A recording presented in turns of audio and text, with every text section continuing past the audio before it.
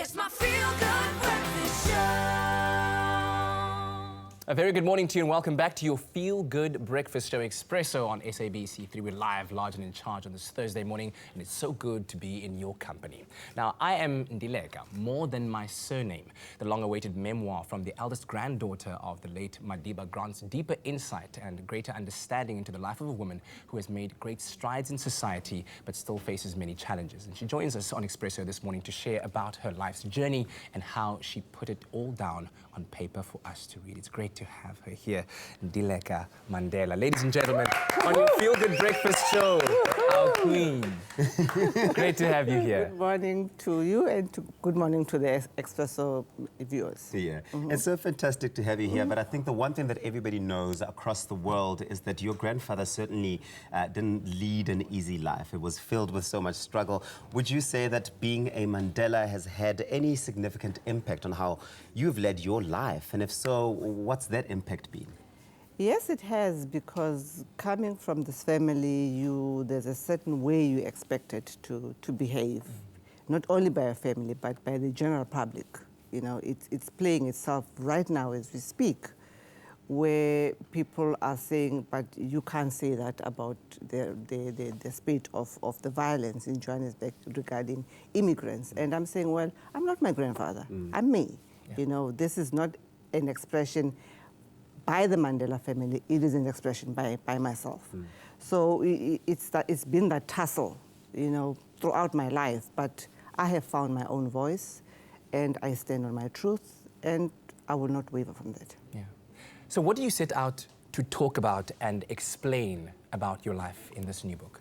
Well, I've set to explain that about the big portion that has been missing in my grandfather's life, and it is predominantly that of his first family, my grandmother, Evelyn, and my father, Tembekile, who died in a car accident at the age of 24, the branch that I come from. And also my struggles through life, my challenges, the expectations that people impose on me, not because of anything, but because I'm the progeny of this man. And how I've wrestled with that and finding my own voice within my family first and in the broader community. Sure. You know, I know we all know, and it's a big conversation at the moment, that the country's been hit by the scourge of violence against women and children, which we're seeing happen just in Women's Month, and now what you've mentioned earlier on around, you know, the xenophobic attacks against, obviously, foreign nationals. What are your thoughts on the state of violence and these violent acts that we're seeing play out? Well, for me to call them xenophobia is misleading, because the recent ones, the trigger was the immigrants that were attacking the police downtown Johannesburg. No citizen of any country can tolerate people that you welcome as visitors attacking police, because that's an attack on the state. We cannot sit by and watch that. Yes, granted, there is a bit of a criminal element in that. It is not only crime that is committed by foreign nationals, but, you know, if there are undocumented people, which we do have, that's one thing that we have to acknowledge. There are undocumented people, and it's easy for an undocumented person to commit crime because you can't trace them. And our open borders are presenting us with a challenge, because we currently now have limited resources for our own people. The unemployment rate has hit unprecedented proportions. Coupled with that, we have undocumented immigrants that are conducting illicit business. We cannot allow, our children have turned into zombies through drugs. We cannot be watching that and saying, you know, it's all hunky-dory. Gender-based violence, it is something that we need to do something about. And my plea today is to the president, to say to him, we need to talk seriously about bringing back the death penalty.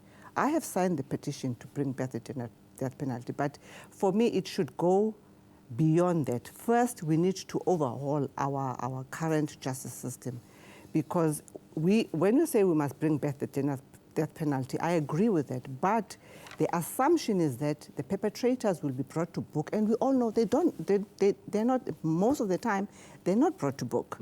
So until we overhaul that first, to make sure that they are brought to book, that when they are punished and we reinstate the capital punishment, they do meet the capital punishment. Because to reinstate capital punishment without, revamping our justice system to make sure that if a woman reports rape or domestic abuse, it is taken seriously. Recently, Dr. Ndlovu, at a funeral, it was revealed that when she went to Honeydew police station, police told her to go back to her house because this is domestic violence. This is a domestic violence. They can't talk about it. It's between husband and wife.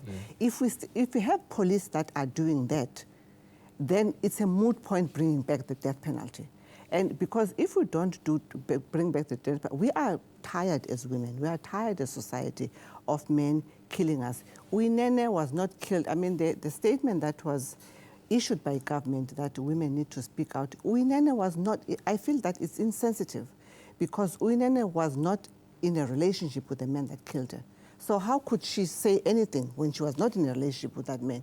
So if they don't do something, because as a public, we have a right to protect ourselves and to seek justice. And there will be vigilante groups that will start seeking justice because women are crime scenes. We are walking crime scenes. And we can't take that any longer. We can't bring up our children in that toxic environment. Yeah, and I guess that's the poison that is running through the veins of South Africa right now. And there's a sense of extreme hopelessness, of defeat. And so encouraging to see the protests that have been going on, the peaceful protests that have been going on, where people are saying that enough is enough, because enough is enough. It is. Yesterday, enough was enough. Last year, enough was enough. What would be your message of encouragement or hope to kind of speak life and breathe life back into our country that I think is at such a low point right now? It is to say, we first have to bring back law and order and stability, because amongst the noise, we can't hear anything. If you're in a noisy place, you can't even hear yourself think. That's the first thing. We need to restore order.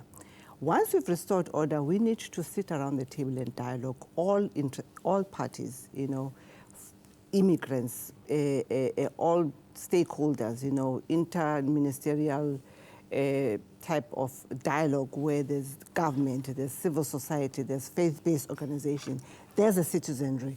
Sit around the table and look at how we can deal with the scourge of lawlessness, of gender-based violence, of undocumented people, because we cannot continue to have undocumented people in our country. If I could, maybe finally, for people that are looking at this beautiful cover right now, who would you say needs to read this book, and what would they gain and take away from reading it? It's just about everybody, because it's not only do I talk about my challenges, I talk about how I overcame them. And for a person seeking to find their own voice, yes, they must read it. For a person seeking to find perhaps how, iconic families deal with grief, with depression, with gender violence, with rape, and how to overcome it, they are the people that can read the book. Thank you so much. Am Ndileka, so much. Mandela. Well, the book is I Am Ndileka, More Than My Surname. It sounds very interesting. It's available now from all leading online and book retailers. So get your hands on a copy right away. It sounds like there's so much to take out of it. Thank you once again. Thank you so much. Absolutely. Okay.